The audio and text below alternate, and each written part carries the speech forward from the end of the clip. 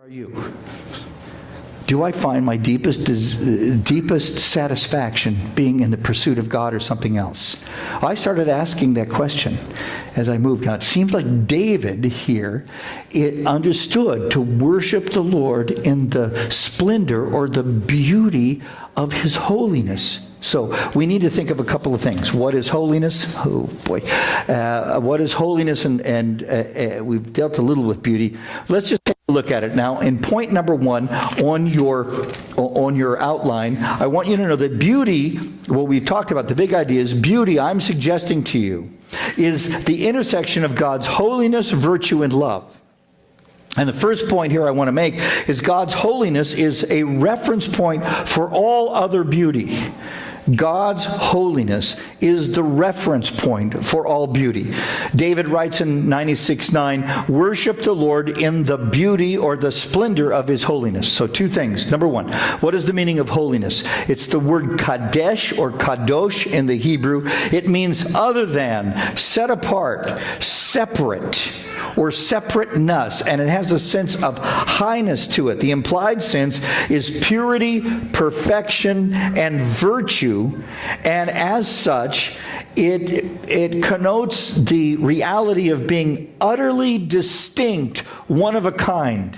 Some of you will remember Bob Beamon jumping 29 feet in the long jump in 1968, 4 feet longer than any other human being had ever jumped. It was human. It was in the realm of the natural, but it seemed superhuman. Right now, if the Nashville, Tennessee Titans had won a game, it would be superhuman. I think they're the worst in the NFL. You know, but we see these people out there, and when we wrestle with God, and you've got to wrestle with this. This is not going to come on automatic pilot. Right, Lord, I need you to help me understand more directly. What's going on there. That God is high and distinct, and in that there's a dynamic of fear, but it's a delighted fear. It's like getting a backstage pass for me to a Paul McCartney concert.